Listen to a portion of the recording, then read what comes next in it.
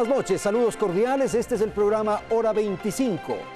Faltan 15 días para una de las definiciones más cruciales de la vida política electoral del Ecuador. Desde que asumió el mando de la nación Rafael Correa, no habíamos tenido una segunda vuelta. Esta es la primera vez. Los sondeos y análisis realizados dan cuenta que las posiciones están muy pegadas y que por lo tanto la definición en las urnas será extremadamente cerrada. Se han registrado cuestionamientos al Consejo Nacional Electoral, al tiempo que un lamentable episodio se vivió esta semana con la prohibición de ingreso al Ecuador de la señora Lilian Tintori, dirigente opositora al gobierno de Venezuela. La pesada y alta deuda que deja el gobierno actual es el punto más complejo de la administración que debe inaugurarse el próximo 24 de mayo. Lasso considera importante reestructurar esa deuda, mientras que Moreno recurrirá a la liquidez del Banco Central. Moreno se propone seguir con los programas de inversión social, mientras que Lasso ha dicho que se plantea reducir los gastos en temas superfluos. Guillermo dice que va a realizar una auditoría y control de los contratos mineros. Lenin habla de tener una mayor intervención en la implementación de esta actividad. Esta noche entonces vamos a enfrentar las concepciones que tienen los candidatos finalistas. Para ello quiero agradecer la presencia de los siguientes invitados. Está con nosotros Miguel Carvajal. Miguel Carvajal es asambleísta de Alianza País. También nos acompaña Pablo Arosemena. Pablo Arosemena es dirigente del movimiento Creo. Agradezco la participación de Pavel Muñoz. Pavel Muñoz es asambleísta electo por Alianza País. Y nos acompaña aquí en el estudio de Teleamazonas Aparicio Caicedo, militante de Creo. Martina, buenas noches. Muy buenas noches, Andrés, y buenas noches a todos. Las encuestas deparan, al igual que en la primera vuelta, resultados distintos dependiendo de quién las publique. Pese a ello, la posibilidad de que el segundo round sea reñido se expresa a través de la virulencia de las campañas presidenciales en medios oficialistas, privados, cadenas nacionales y las redes sociales. Esa virulencia es la que forma parte de algo que a ojos de uno u otro candidato es campaña sucia. Los invitamos entonces a analizar los mitos y verdades de ese tipo de campaña. El presidente dice que el 2 de abril es la batalla de Stalingrado. De un lado Stalin y el ejército rojo, del otro lado el ejército nazifascista. Eso es lo que estaría en juego en esta segunda vuelta electoral a criterio del presidente. Vuelta en la que los mitos y verdades de la campaña sucia se ven desde una óptica u otra, dependiendo del lado de la acera que se ocupe. El Ecuador no puede llegar a ese nivel demencial. Para Alianza País lo que está en juego es que Ecuador se transforme en la Argentina de Mauricio Macri. Vean lo que está pasando en Argentina, en Brasil, en los gobiernos de derecha, donde están privatizando. Una Argentina cuyos momentos de ajuste satanizan los titulares de diarios oficialistas a menudo. Nos quiere llevar a Venezuela, guiados por el Nicolás Maduro del Ecuador. Desde el lado de la Alianza Creo Suma, lo que estaría en juego es que Ecuador se convirtiera en Venezuela, un país cuya hambre y escasez ocupan titulares frecuentes en la prensa privada. Ambos, ejemplos que si bien se explotan con intereses electorales, sí presentan ciertos paralelismos con la realidad. Algunas de las coincidencias entre el modelo de la revolución bolivariana con el de la revolución ciudadana yacen en que ambos convocaron a una asamblea constituyente para reformar los poderes del Estado. Ambos poderes ejecutivos absorbieron la gestión de los sectores estratégicos de telecomunicaciones, petróleo y energía y se la encomendaron a colegas de la juventud de los presidentes que además fueron favoritos para sucederlos en el poder. Multiplicaron los medios de comunicación estatales del país y propiciaron un espacio semanal para informar a la ciudadanía, adquirieron deuda a costos altos con China y prevendieron el petróleo a ese país y Rusia a través de contratos con cláusulas que no son de conocimiento público. Gracias por haber creído que juntos podemos construir la Argentina que soñamos. Así también las similitudes entre la campaña y promesas de Mauricio Macri y Guillermo Lasso son otras. Ambos candidatos destacaron como empresarios exitosos en sus países antes de aspirar a la presidencia. El lema de campaña de Macri fue Cambiemos, el de Lasso, Vamos por el cambio. Y los dos prometieron generar 1 millón de empleos en 4 años. Macri propuso y luego redujo impuestos a la industria automotriz. Lasso habla de reducir aranceles. Ambos hablaron en campaña de una fiscalización firme de los actos de corrupción del gobierno que les antecede. No me dejan entrar porque no quieren que diga la verdad, no me dejan entrar porque no quieren que ayude a mis hermanos de Ecuador. Esas comparaciones, muchas veces lejanas al país, tocaron sus puertas esta semana a través de una Lilian Tintori a la que se le negó el ingreso, para acompañar la campaña de Guillermo Lasso como lo hizo con Mauricio Macri. La Constitución dice con toda claridad que no se puede ingresar al país una extranjera para hacer actividades políticas.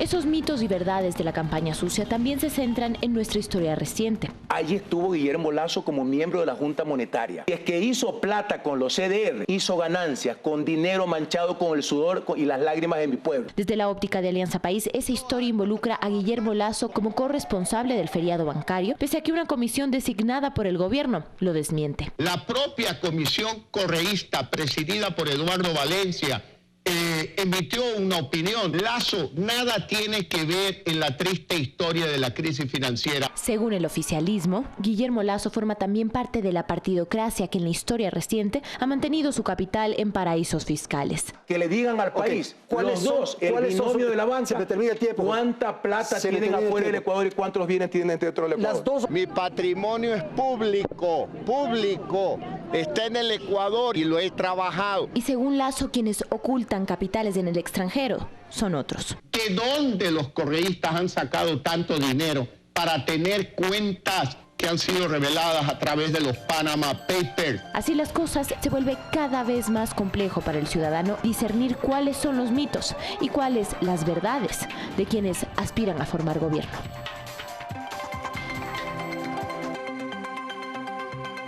Bien, vamos a provocar entonces el diálogo que hemos anunciado y el primer punto de este panel es justamente el que tiene que ver con el desarrollo de la campaña y los temas que se han tratado durante la misma. Quisiera empezar con usted, Miguel, si es tan amable, con un episodio que se registró esta semana y que es preciso que se aclare. La prohibición de ingresar al país de la señora Lilian Tintori. Buenas noches. Buenas noches, Andrés. Un saludo a todos los amigos contertulios. Mire, en todo país que yo recuerde, ¿no es cierto?, inclusive en la historia de Ecuador, no puede ninguna persona del exterior venir a hacer actividad política y menos proselitismo electoral. Y todo país tiene el derecho soberano, es decir, le admito o no le admito. El señor Lasso, yo vi ayer una declaración junto a su esposa que decía que él le ha invitado, ¿no es cierto?, a participar en la campaña. La señora Tintori, en esa misma expresión en CNN, decía que no venía donde el señor Lasso, venía invitada por el municipio de Quito. Evidentemente, y acabamos de ver la declaración cuando dice que vino a ayudar a este país. Yo creo que cuando uno recorre cualquier otro país, tiene que tener cierta prudencia. No puede admitirse que nadie venga acá a realizar actividades de proselitismo político, mucho menos electoral, y eso está normado, Me parece que en la Ley de Movilidad Humana se prohíbe que visitantes transitorios hagan ese tipo de actividad. Un extranjero puede hacer actividad política en este país a partir de los 5 años.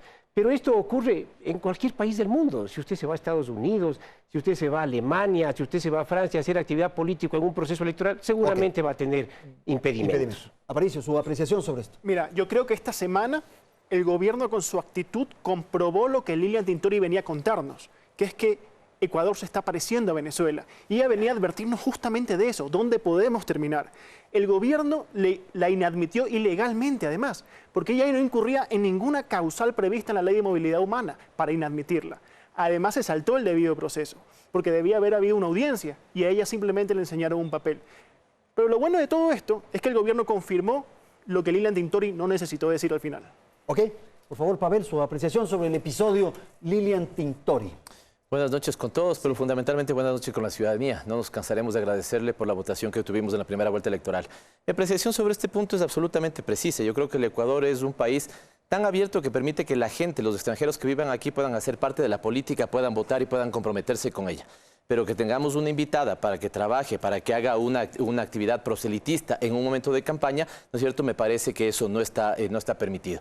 La ley es clara en ese sentido y los estados tienen la soberanía de admitir por un punto de la aduana si permiten o no permiten el ingreso de un determinado ciudadano. Así que para mí es absolutamente claro. Creo que esto ha sido contestado por las autoridades migratorias y sinceramente me parece que, digamos, sería deseable avanzar en los temas fundamentales vamos a ir a eso, del programa. Pero este es un episodio que llamó la atención, es titular en la prensa internacional, en fin. Pero Pavel, lo que exige un poco la ciudadanía es que se establezca este tipo de disposiciones con el mismo rasero, digámoslo así. Entonces, si es que hay extranjeros que, por ejemplo, están trabajando, participando en la campaña de Lenin, igual podría uno pensar que estén trabajando y participando en la campaña de Lasso. Pero si hay extranjeros que han estado ya algún tiempo en el país, que tienen sus visas de trabajo y que de alguna u otra manera hacen su trabajo profesional y expresan su opinión, es una cosa. Pero lo que vimos, además me parecía que lo que vimos los ecuatorianos en las redes sociales era ya absolutamente establecido, ¿no? Sí, fijémonos las declaraciones de la señora Tintori en el momento que, digamos, graba el video, ¿no es cierto? Cuando llega a Miami, las declaraciones que hace. Y esta contradicción que ahora no sabemos entonces quién tiene la verdad. Si efectivamente Guillermo Lasso cuando dice, la estábamos esperando porque la invitamos, ¿no es cierto? O ella dando declaraciones en Miami donde dice, no, yo no me iba a ver con el señor Lasso, más bien fue invitado por el municipio de Quito. Entonces, me parece que se enturbia innecesariamente cuando creo que la prioridad es que los ecuatorianos nos fijemos en las posturas que tenemos para el 2 de abril y cómo vamos a votar por ellas. Terminamos con usted, Pablo, esta primera ronda sobre el caso Tintori. No, buenas noches, Andrés. Buenas noches, sí. Un saludo cordial aquí a los panelistas y un saludo cordial a todos tus televidentes. El episodio de Lilian Tintori viene a reforzar lo que se escoge en 15 días. Cambio o más de lo mismo. Cambio representado por Guillermo Lasso, porque hoy lo que une al Ecuador, el lazo que nos une es el amor por el Ecuador, o más de lo mismo, ese estilo del correísmo, leninismo de tratar al Ecuador como que si fuera su hacienda y decir ellos a quién dejan entrar y a quién no dejan entrar, y solo dejan entrar a sus panas ideológicos. Eso, ahora el 2 de abril, el Ecuador tiene la opción de votar por el cambio. Y 2 de cada 3 ecuatorianos quieren el cambio porque están hasta la coronilla de esta prepotencia, de buscar excusas para tratar de defender lo que es obvio. No quieren permitir el libre flujo de ideas, las ideas de libertad. El caso de Lilian Tintori pone en evidencia que una vez más, en esta semana que termina, el correísmo, el leninismo, se mira en el espejo del chavismo, madurismo. Son más de lo mismo. Ok, ese es el siguiente punto. Entonces, Aparicio, quisiera su apreciación, algo que se dijo en el reportaje. Esta opción que han planteado de uno y de otro lado, que lo uno se parece a Venezuela y que lo otro se parecería a Argentina. Perfecto. Vamos al principio de todo esto.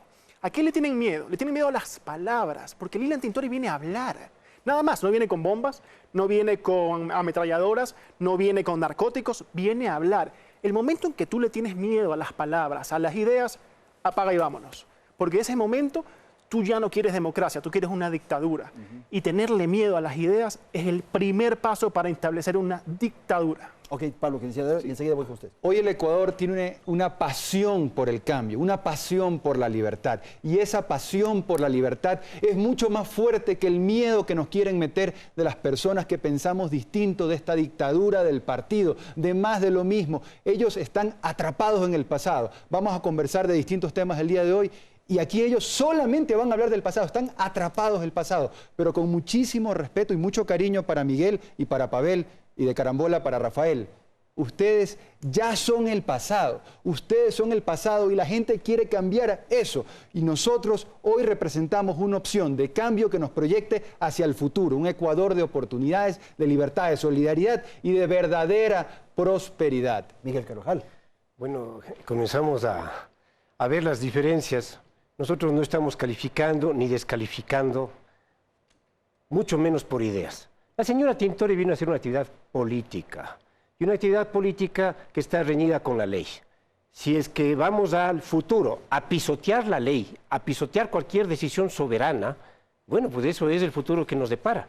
Y las acciones históricas en donde se pisotearon la ley, ya las conocemos.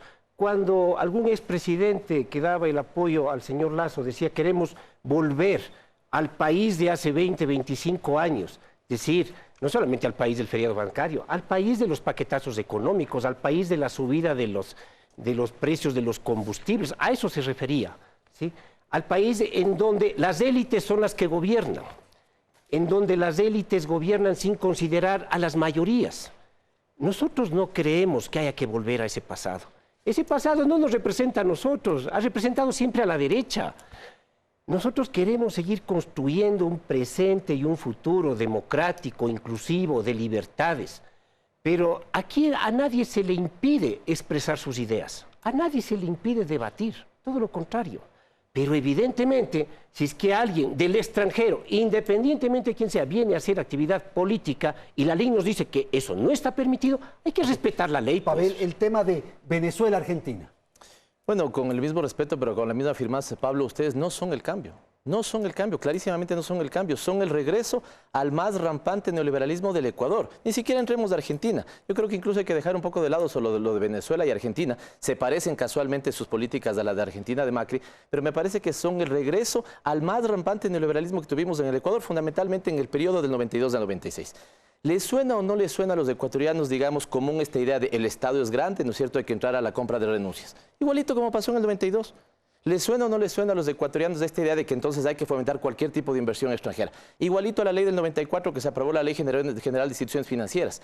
Eso permitió la entrada de capitales golondrina, eso permitió que los ecuatorianos con su platita en la mano vayan a depositar en los bancos que en ese momento pagaban, ¿no es cierto?, jugosos intereses por el tema de los intereses y las captaciones, y al final lo que tuvimos es la peor crisis económica financiera que conozca el Ecuador, la del año 99, que generó 2 millones de éxodo de ecuatorianos al extranjero. Por eso yo sí creo que efectivamente están en la capacidad de crear 1 millón de empleos, pero no en el país. Lo podrán volver a generar en España, en Italia, en Estados Unidos. Y desde esta perspectiva me parece que más que parecerse a Venezuela o Argentina, y eso sí le tenemos miedo a Aparicio, digamos, creo que la ciudadanía le tiene miedo, no a la palabra, sino a la política expresada en el programa de gobierno del candidato Guillermo Lasso. Vamos a hablar de eso, de las privatizaciones y todo eso. Más adelante. Neoliberalismo, ustedes van a expresar lo más significativo del neoliberalismo. Para empezar, eso es un mito, es una farsa, es una estafa intelectual esto del periodo neoliberal en Ecuador. En Ecuador nunca pasamos por un periodo de modernización económica como se dio en Perú, como se dio en Colombia, como se dio en Uruguay, como se dio en Chile, con mucho éxito. Vaya usted a Uruguay, hoy gobernada por el Frente Amplio, una izquierda de verdad moderna, no atrasapueblo como la que tenemos hoy gobernando este país, donde tiene una economía muy abierta al mundo y específicamente a la región. Creo que en Ecuador lo que hace falta precisamente es un cambio. Y tanto se necesita un cambio que es tan paradójico que el candidato del oficialismo habla de cambio. Para que el candidato de quien está en el gobierno hable de cambios porque las cosas están mal, pero muy mal de verdad. Ok, Miguel, cuando habla Pavel del neoliberalismo, uno dice, claro, por ejemplo, las privatizaciones. Ahora ustedes están promoviendo las privatizaciones de muchas actividades. Ya privatizaron gasolineras de Petroecuador, se anuncia ya la privatización de TAME, se anuncia la posibilidad también de Sopladora, en fin. Entonces, ¿eso es neoliberalismo o no? No, ni ha sido privatización ni es neoliberalismo, pero cuando usted tiene necesidades económicas y tiene activos, puede presentarse la posibilidad de la venta de algunos activos, sin perder el control de la economía, la regulación económica por parte del Estado. Esa es la diferencia con lo que en los años 90, y ahora vuelvo a escuchar por parte de Aparicio, la similitud del neoliberalismo con modernización. Aquí también tuvimos el ejemplo de la modernización, el CONAM. Pero no se privatizó nada. No se llegó a los niveles de privatización y de neoliberalismo del Cono Sur. Era el mismo cuento de la modernización con Durán Ballén, era el CONAM. No existió. ¿Sí? Y evidentemente parte de las normativas que allí se dieron son normativas de desregulación. Archivar, por ejemplo, la función de planificación del Estado es parte de las consecuencias de esa modernización. Ahora, yo quería no dejar pasar a algo que oí. No es el presidente el que hace esta similitud a la batalla de Stalingrado. El presidente lo nombra, es Atilio Borón el que hace esa similitud, que a mí me parece una similitud bastante exagerada. Pero también quería dejar, ¿no es cierto?, sentada un criterio, ya que hablamos de estas similitudes. Tanto se hablaban de las similitudes que yo hace unos meses me fui a Venezuela, a ver cómo es la situación en Venezuela, como civil, ni siquiera como asambleísta. ¿Hacer política ahí o no? En absoluto, a conocer, ¿no es cierto?, en medio de nuestro descanso de asambleísta.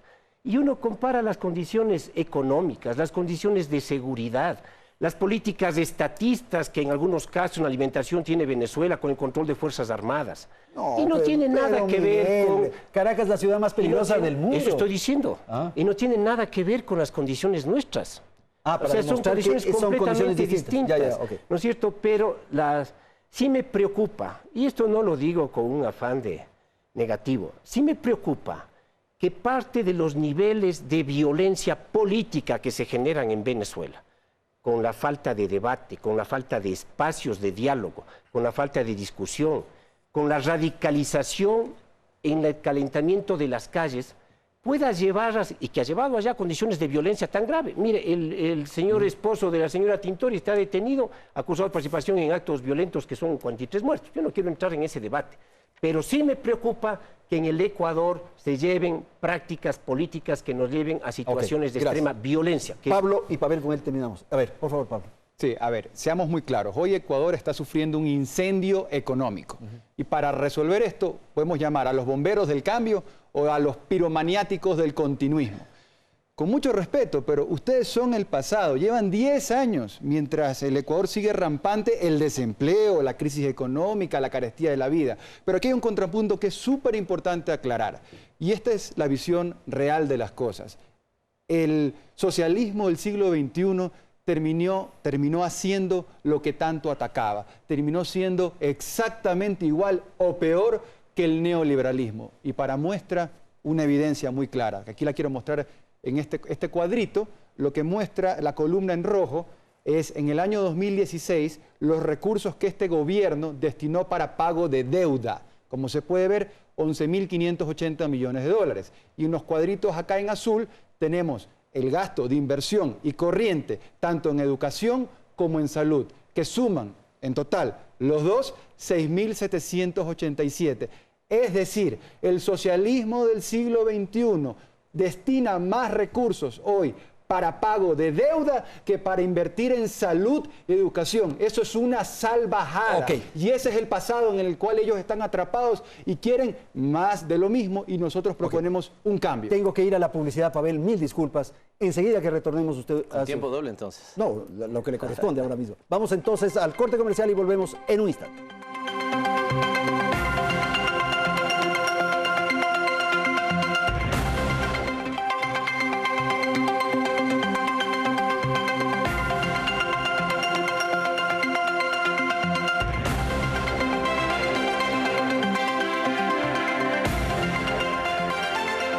Segunda parte de este programa, voy a dar la palabra, como nos habíamos comprometido, a Pavel Muñoz para recoger lo que dijo Pablo Arosemena, un poco este concepto de privilegiar al ser humano sobre el capital, que parecería que se cambió con oportunidad del cuadro que nos enseñó. Por favor. No, yo quiero decir fundamentalmente que discrepo 120% con respecto del caso, digamos, pero con Aparicio. Aparicio, en este país se implementó rampantemente el neoliberalismo. Una cosa es que no se hayan puesto de acuerdo las élites económicas de Quito y Guayaquil para privatizar la telefonía. Pregúntenle a Rodrigo Paz por qué le llamaron en ese momento o por qué no pudo abrir el sobre, digamos, que privatizaba las empresas telefónicas. Es una cosa. Pero el código del año 90 es una profunda flexibilización laboral. El gran aperturismo que tuvimos en la década del 80 y 90, digamos, ¿no es cierto?, dejó indefensión, lo que decía Miguel, un Estado que fue limitado a sus capacidades, regulación, planificación, control, y lo más importante, que no lo hizo ni Chile, una apertura de la cuenta de capitales como ningún país, el más neoliberal de los años 80 y los 90 los hizo. La ley más desastrosa que tuvimos fue la Ley General de Instituciones del Sistema Financiero, so pretexto de que el Estado no debía intervenir, no debía regular, ¿no es cierto? Eso hizo. Por eso me apena que apelando al cambio, que queriendo el cambio, siendo jóvenes y pensando en posiciones distintas, ¿no es cierto?, apelen a la política que el país ya la tuvo y fue tan desastrosa. No quisiera dejar solamente... sobre el neoliberalismo, rapidito. Te equivocas tajantemente, Pavel, te lo digo con respeto. Aquí ningún sector estratégico se privatizó. Hubo proyectos, pero no se llevaron a cabo. Y las telefónicas se quedaron en manos del Fondo de Solidaridad. Nunca se privatizaron y llegamos al peor de los mundos. A empresas, sociedades anónimas en manos del Fondo de Solidaridad que se constituyeron en motines políticos de distintas mafias. Pero Aparicio, eso no es liberalizar, es creer no que es neoliberalismo libre mercado, solo ni es nada que se le privatización. parezca. Eso es estatismo puro y duro. Y ahí sí, Pavel, estás equivocado. Ok, listo, gracias. Eso es creer que privatización es igual a neoliberalismo. Neoliberalismo es una agenda mucho más amplia. El neoliberalismo tenía 10 puntos del consenso de Washington. Uno, las privatizaciones. Los otros se implementaron clarísimamente en el Ecuador. Tuvimos una flexibilización laboral. Tuvimos o no una apertura de capitales inmensa. Tuvimos o no un aperturismo, digamos, un bobo aperturismo como lo llamamos nosotros. Tuvimos o no la famosa idea de que tenemos un Estado obeso que no tiene que intervenir y salimos o no a comprar renuncias. Y la gente puso esa plata o no en el Banco del Progreso. ¿Quién ha hecho temas concretos, tal vez, Pavel? Por ejemplo, el Tratado de Libre Comercio con Europa. Las privatizaciones que yo menciono, la venta de Petroecuador, la venta de TAME, el anuncio de la venta de Sopladora, esos son hechos puntuales. Andrés, a mí me parece que tú puedes tener tranquilamente, como por ejemplo TAME, ojalá una venta o ojalá una participación público-privada. O sea, sí eso no hay que satanizar. No, pero es que eso no hay que satanizar. Lo que sí me parece, Andrés, y esto es una de las cosas que me quedé yo picado con el tema de los mitos y verdades, pero el tema de una verdad es que lo que se nos vendría con Guillermo Lasso es una agenda privatizadora de lo que hoy son derechos. Y eso sí es absolutamente nefasto. Por favor, Pablo, rapidito. La familia ecuatoriana, el televidente, la ciudadanía que nos está viendo quiere hablar del futuro, pero Pavel nos sigue llevando al pasado, están atrapados en el pasado. De nuevo, yo quiero mostrar esto de aquí. El socialismo del siglo XXI, en el año 2016, ahorita, puso a la deuda antes que a la vida. Hicieron lo que tanto criticaron. Entonces, dejen de llenarse la boca a hablar del pasado. Hablemos del futuro. Lo que pasa es que ellos son una propuesta de más de lo mismo y eso es importante decir. Gracias. Miguel. No, hay que preocuparse, entiendo yo, cuando se habla del pasado, porque el pasado es volver al gobierno de la bancocracia en la historia de este país. Ya hemos tenido pues regímenes con la bancocracia. Baguás fue uno de ellos y allí también participó el señor Lasso. Pero mire, hablemos del futuro, ya que hablamos de la modernización, ¿no es cierto? El gobierno que propone Lenín Moreno, evidentemente es un gobierno que da continuidad a las transformaciones políticas democráticas de este país. Es un gobierno que promueve el empleo, que promueve la producción, que promueve el diálogo con todos los sectores, que protege los derechos sociales en todas sus dimensiones. ¿Este gobierno, Miguel? El gobierno de Lenín Moreno y este gobierno de Rafael Correa. Me dicen que hablemos del futuro. El futuro es continuidad democrática, por supuesto, continuidad en la apuesta por el desarrollo productivo del país. Mucho de lo que se señala de deuda que tiene que ver con la deuda de los últimos 2 años, que ha sido extremadamente complicadas para el país, y que no tienen que ver con el hecho histórico por primera vez en el Ecuador, en donde el gasto social superó al gasto de la deuda. ¿Sí? Tiene que ver con el desarrollo de la producción, tiene que ver con el desarrollo de la economía. Y la propuesta de Lenín Moreno no solamente es eso, sino continuar con políticas sociales que busquen equidad, que busquen atender a las personas más pobres, a las personas que tienen las mayores vulnerabilidades, que apunten al desarrollo agrario, que fortalezcan la seguridad social en el agro y la seguridad social para las personas de tercera edad. Pablo y Aparicio, un poco lo que pretende, lo que creo que va a decir Pavel es esta propuesta privatizadora que ustedes tienen y que van a privatizar la educación, la salud, el seguro social, la Policía Nacional, en fin, la privatización. Por favor. ¿Quién habla? Sí, bueno, tal vez primero rápido un punto. En algo estoy de acuerdo, porque aquí Miguel está diciendo algo que creo es una gran verdad. El correísmo, el leninismo es más de lo mismo, es continuismo, es justamente lo que la gente no quiere. Pero la gente no lo quiere porque no lo tolera, porque el ritmo de vida, la calidad de vida se ha empeorado. Quiero dar 2 datos. Primero, allá por el año 2006, 2007, cuando recién iba a arrancar este gobierno, 6 de cada 10 ecuatorianos no encontraban un trabajo formal. Esa era la estructura del mercado laboral. Pasaron 10 años. La bonanza petrolera, las vacas gordas, las vacas flacas, que escribimos un libro con Pablo Lucio Paredes sobre el tema, o la cuñita. ¿Y cómo está el mercado laboral después de 10 años y toda la bonanza? Está exactamente igual. 6 de cada 10 ecuatorianos no tienen un empleo formal. Pero es que esto es peor, porque el empleo tiene que ver con el ingreso. Al día de hoy hay 2,5 millones de familias ecuatorianas. Estamos hablando de más de 10 millones de ecuatorianos que no tienen ingresos suficientes para cubrir la canasta básica. Por eso la gente quiere un cambio y no más de lo mismo. Listo, gracias. Aparicio, el tema de las privatizaciones. Mira, yo creo que durante estos años, si algo ha servido el correísmo, ha sido un profesor de lo que nunca hay que hacer en economía. Eso ha sido Correa para mí, un profesor de lo que jamás hay que hacer en economía. Y han puesto al Estado sobre todo lo demás. Se quejan de que, dicen ellos, que el capital estaba sobre el ser humano. Ellos han puesto al Estado sobre el capital, sobre los seres humanos y sobre todo lo que se mueva en este país. Incluso se burlaban de aquellos economistas como Pablo Rosemena, quienes en vacas gordas les decían ahorren para las vacas flacas, porque es una verdad de perogrullo que el petróleo iba a bajar de precio. Mira ahora, estamos endeudándonos a precios usureros con China. Ustedes pretenden privatizar, Aparicio, ciertos servicios, ciertas actividades. En la propuesta nuestra no está ninguna privatización hasta donde lo yo sé. Pablo Rosemena puede complementar eso, pero no existe ninguna privatización. Le debo la palabra a Pavel. Privatización es lo que queremos hablar, ¿verdad? Para hacer debate político también vamos a tener que tener números. Aquí está el cuadro distinto al que tiene Pablo, ¿no es cierto? Y aquí mostramos con datos reales y cerrados del Banco Central, como en el año 2006 nosotros destinamos al pago de deuda, ¿no es cierto?, el 3.2% del PIB. Esto es más o menos 3.000 millones de dólares, tanto en amortización como en intereses. ¿Quieren hablar de deuda? Veamos quiénes endeudaron más al país. Y aquí tenemos una serie larga, histórica, para saber dónde está más endeudado el país. En deuda externa, ¿no es cierto? Nosotros en todo el periodo hemos llegado a endeudar, ¿no es cierto?, 16% del PIB. ¿Quieren un amigo de ustedes que hace poco hicieron un acuerdo? 31% Hurtado. ¿Quieren otro amigo, ¿no es cierto?, Maguad? 58% de deuda. Novoa, 49%. Durán Ballén, el gobierno más neoliberalizador que tuvimos, ¿cierto? ¿Cuánto está Durán Ballén? Se me perdió, 59%. Esta es la historia de la deuda en el país. Y quieren que responda lo último que dice Aparicio. Esto es lo que no nos van a perdonar. Que nosotros hayamos tratado de trabajar para que la riqueza hoy se distribuya más a los trabajadores, ¿no es cierto?, que a los dueños del capital. Y esto no es bueno, digamos, para ninguna fuerza política en particular, es bueno para el país.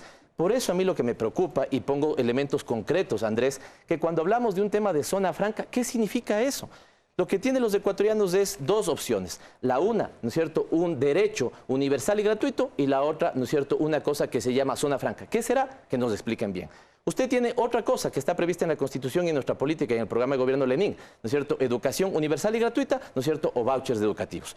Cuando ellos piensan en crédito, nosotros pensamos en becas. Esas son las verdaderas diferencias y a eso es lo que nos vemos abocados. Si queremos hablar de futuro, tendremos que volcar al programa a hablar solamente de la candidatura de Lenin. La privatización, para que respondan esto. Pavel, ustedes no pueden tener cara de hablar de los trabajadores. Han perdido 340.000 empleos en el último año.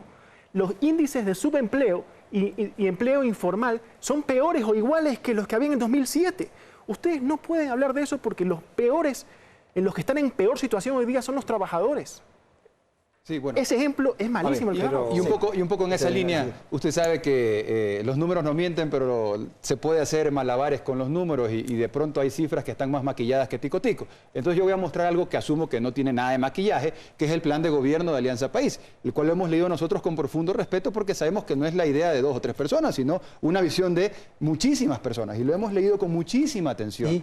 Y hay cosas que nos preocupan y quiero resaltar una. En todo este plan de gobierno del correísmo-leninismo, de más de lo mismo, del continuismo, del pasado que no quiere irse y que quiere continuar, no hay una sola mención, Andrés, al principal problema que estamos heredando, el superhueco fiscal. Han perforado la economía ecuatoriana, le han hecho un hueco gigantesco. Quieren dopar la economía con deuda. La economía no hay que doparla, hay que sanarla. Lo que han hecho es generar una falsa sensación en estos últimos meses de campaña electoral, endeudando el país salvajemente, 1.000 millones al mes, para que haya una falsa sensación y puedan disque decir de que hay una recuperación. Pero hoy la deuda tiene 3 problemas. La deuda pública, contratada por el socialismo del siglo XXI.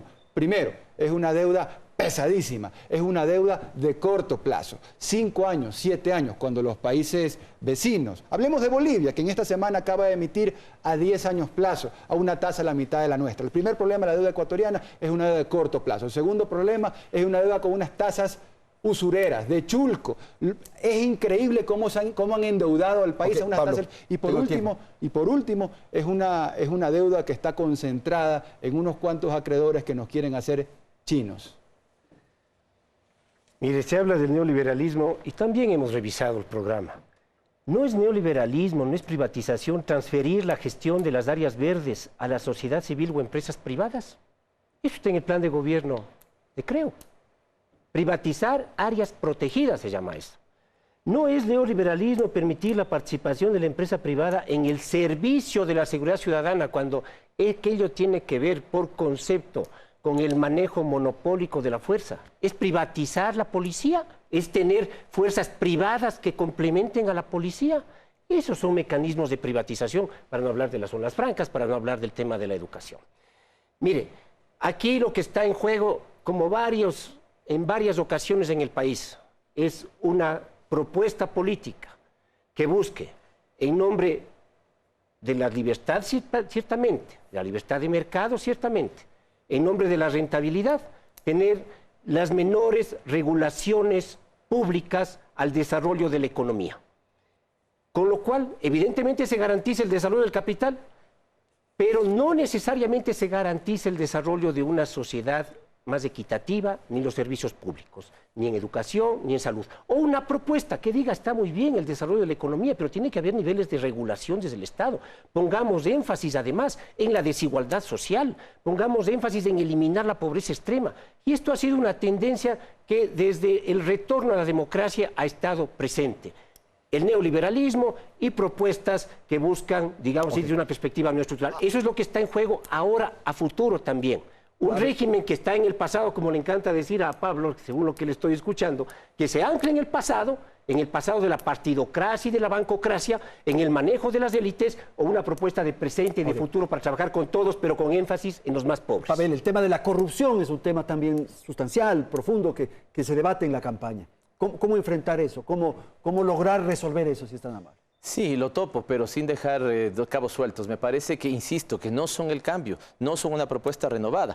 Porque si incluso es cierto lo que dice Pablo, y le pongo el ejemplo de la economía familiar, si tengo un hueco y tengo que tener recursos para ese hueco, es loco pues entonces plantearme la eliminación de 14 impuestos para tener 3.700 millones de dólares menos en la economía. Mañana llegas tú a tu casa, Andrés, y dices, bueno, estamos con necesidad, estamos apretados, pero voy a dejar un negocio, voy a dejar uno de las radios, ¿no es cierto? ¿Ya? Porque ahí vamos a tener menos plata y vamos a estar todos mejor. No entendemos. Por lo tanto, cuando le decimos a la gente que vamos a eliminar 3.700 millones de dólares por la eliminación de impuestos, la pregunta del ciudadano común y corriente es, ¿y entonces cuántos hospitales menos? ¿Cuántas escuelas menos? ¿Cuántos maestros botados a la calle? ¿Cuántos profesores botados a la calle? Y eso es lo que todavía no nos han podido contestar. Desde esa perspectiva, ¿no es cierto? Claro que debemos hacer, y ahí me parece que ojalá estemos todas las fuerzas políticas, digamos, con la convicción de que no solamente necesitamos un Estado libre de corrupción, sino una sociedad también transparente. Es tan deleznable, Andrés, que hayamos tenido, digamos, funcionarios que decidieron aceptar una coima, como, y aquí hay gente que incluso representa al sector privado, ¿no es cierto?, actores del sector privado dispuestos a ofrecerlas. Por lo tanto, ahí necesitamos un acuerdo ético de toda la sociedad, un acuerdo ético de toda la sociedad, a todas las fuerzas políticas, a la sociedad y al Estado, trabajando en conjunto por el deseo de que tengamos un Estado sin corrupción y una sociedad transparente.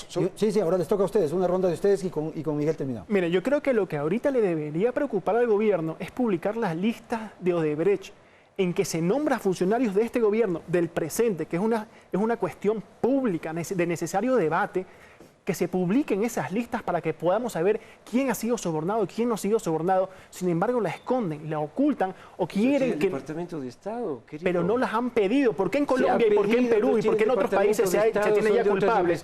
¿Por qué en Colombia tenemos ya culpables y aquí no? Porque no las quieren mostrar.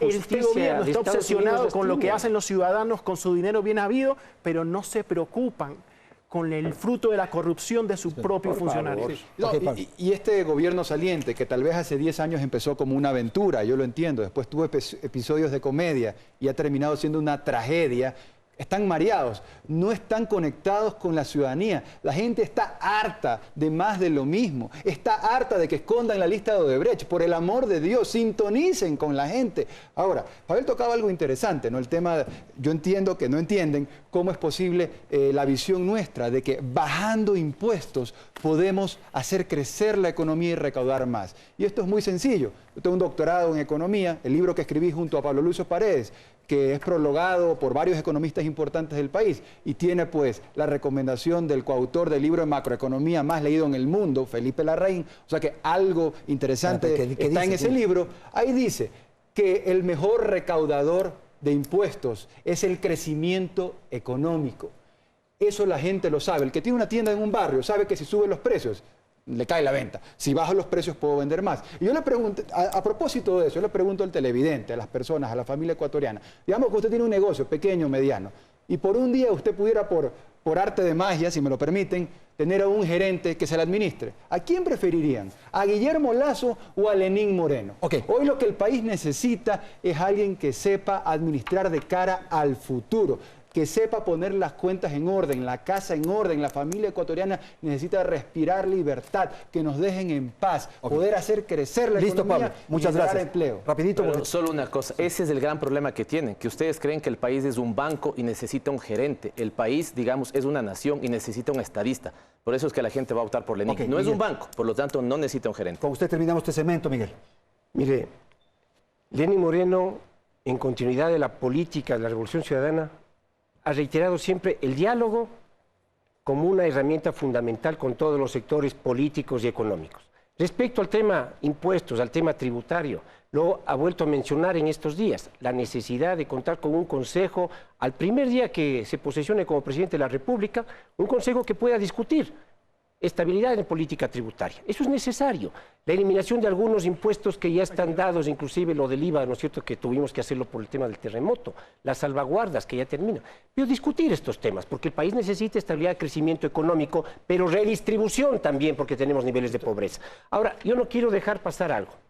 Se dice, escuchen a la ciudadanía no quiere nada de esto.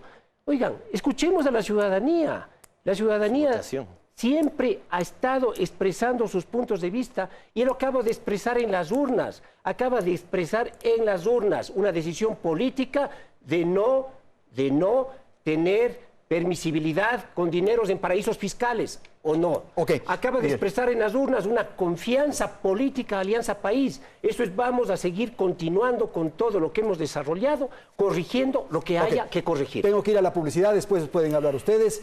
Y claro, después de la publicidad tendremos nuestro segmento final. En un instante.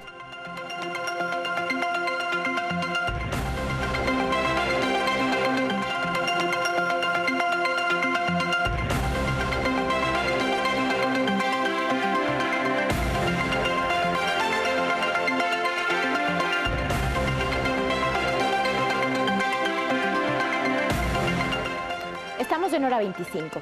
A puertas de la segunda vuelta electoral de los últimos años, los binomios a la presidencia de Alianza País y la Alianza Creo Suma afinan sus propuestas, algunas de ellas con retoques clientelares para triunfar en las urnas. ¿Cuáles de estas propuestas requieren un baño de realismo? Lo analizamos a continuación. 1 millón de empleos durante 4 años de gobierno. En 2 años vamos a crear cerca de 500.000 empleos.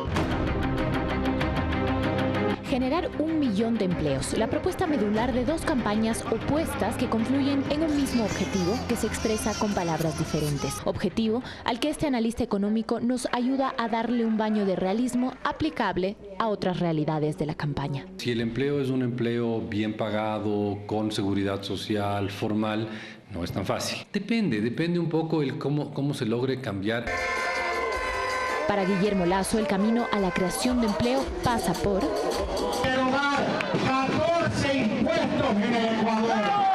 Vamos a impulsar la ley del primer emprendimiento. Moreno no es afín a eliminar impuestos, pero ha dado un vuelco en torno al tema tributario de manera repentina. Ahora afirma que en los 5 primeros días de su gobierno conformará un consejo consultivo tributario en diversos sectores sociales para crear un acuerdo nacional por el empleo. También habla de incentivos para el emprendimiento. Nosotros te vamos a dar crédito, hasta de $15.000, para que comiences tu negocio. Dentro de los planes de unos y otros yacen también propuestas con un talante clientelar común, pero cuyo baño de realismo no es tan evidente, dada la situación económica del país y con entes de control cuya conformación se ha consumado durante este gobierno. Vamos a crear 40 universidades tecnológicas. Vamos a construir 325.000 viviendas. Aumentar ese bono de desarrollo de 50 hasta 150. Vamos a eliminar las energías, no te preocupes. 40.000 viviendas gratis para que todos los afectados del terremoto puedan vivir con dignidad. Nosotros vamos a mantener el precio de la bombona de gas. Vamos a mantener el bono. Pero hay un tercer baño de realismo para los candidatos tras la primera vuelta. En el caso de la Alianza Creo Suma, se trata de la necesidad de reajustar metas a sabiendas de que el movimiento país goza de mayoría parlamentaria. He venido sosteniendo como reforma institucional la teoría de un llamado a una consulta popular. Este andamiaje correísta de un Estado controlador es como el nudo gordiano, y al nudo gordiano se lo corta de un solo tajo. Para Lenín Moreno el baño llega con aguas diferentes, la de las corrientes del cambio que rompieron la racha de Alianza País de triunfar en primera vuelta, aguas que aún no son lo suficientemente claras como para que Moreno considere proponer una reforma institucional, pero que sí lo llevan a considerar modificaciones a ciertos proyectos de la Revolución Ciudadana, por ejemplo, a la Ley de Comunicación. Existen instancias que hay que revisarlas.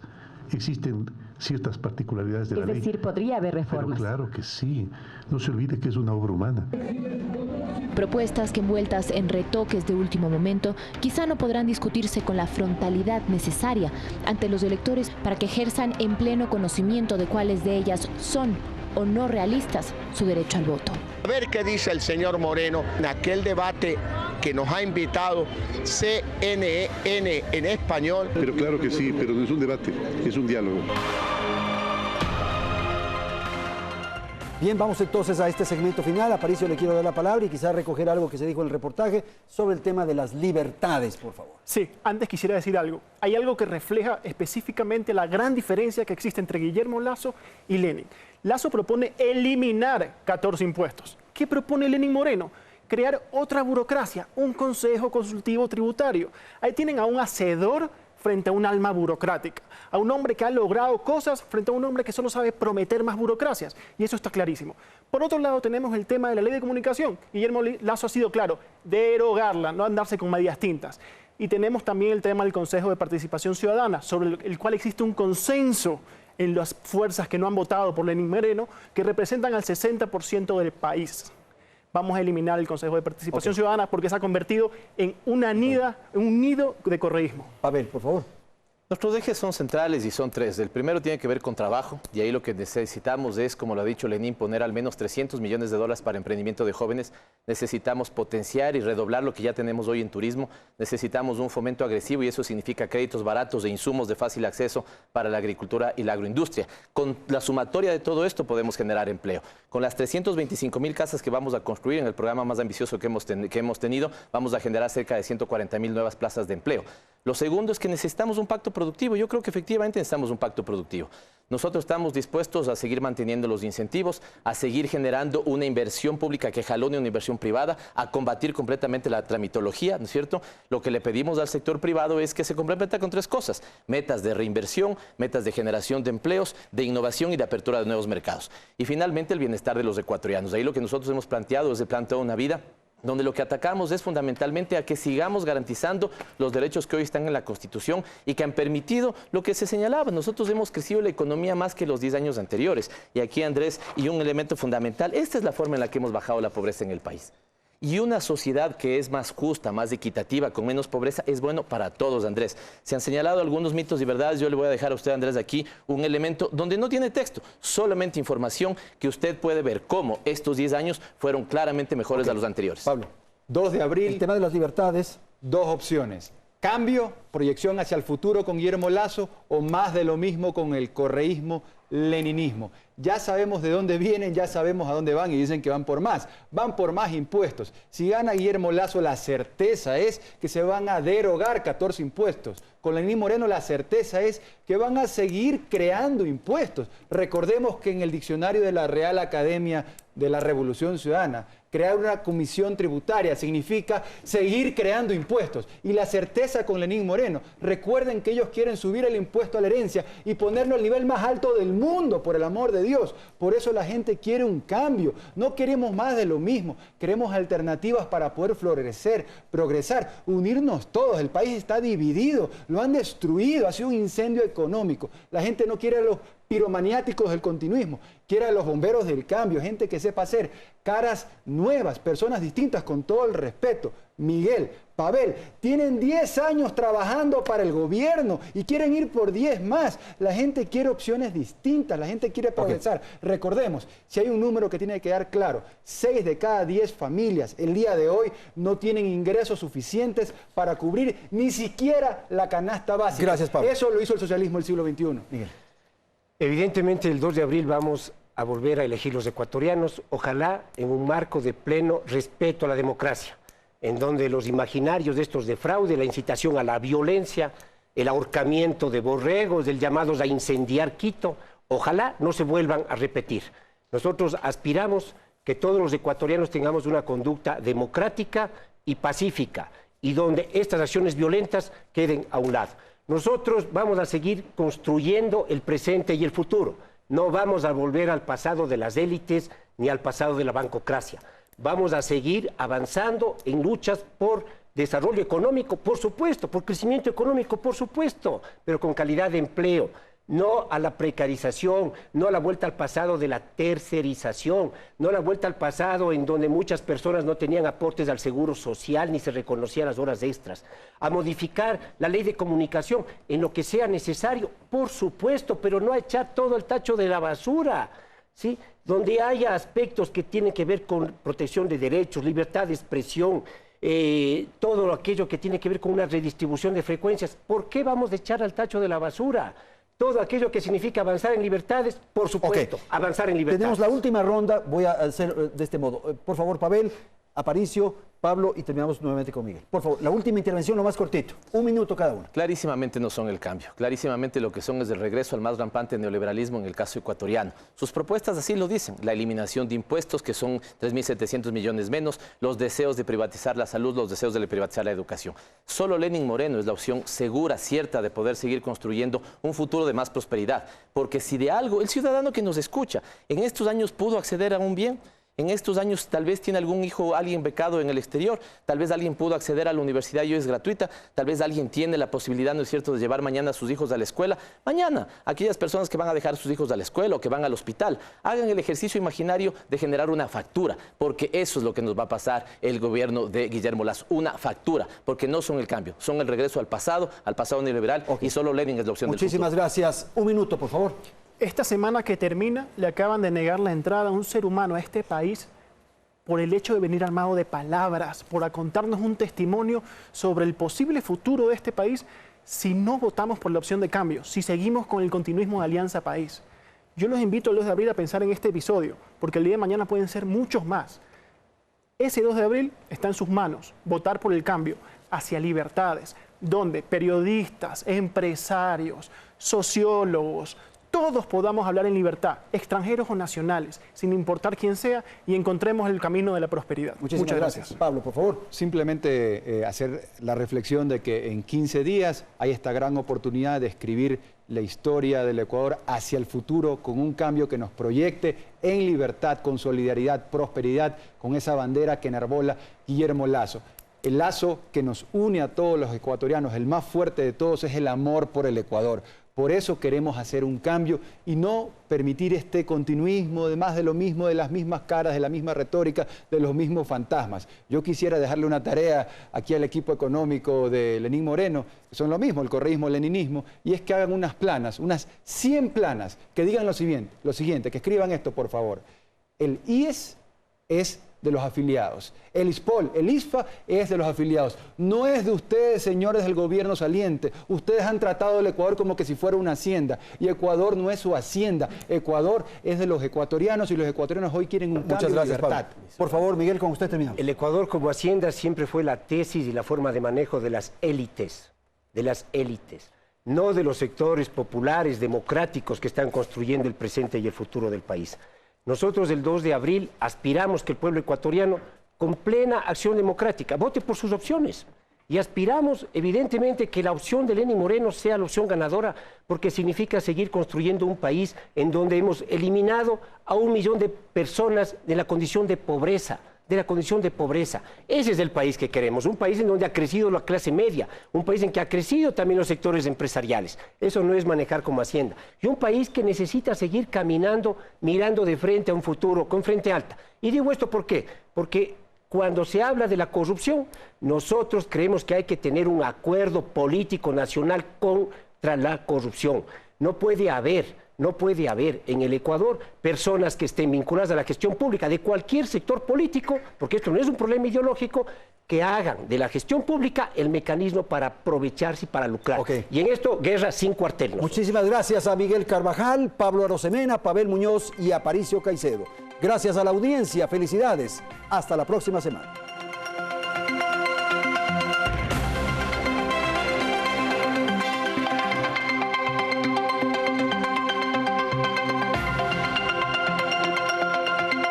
Teleamazonas presentó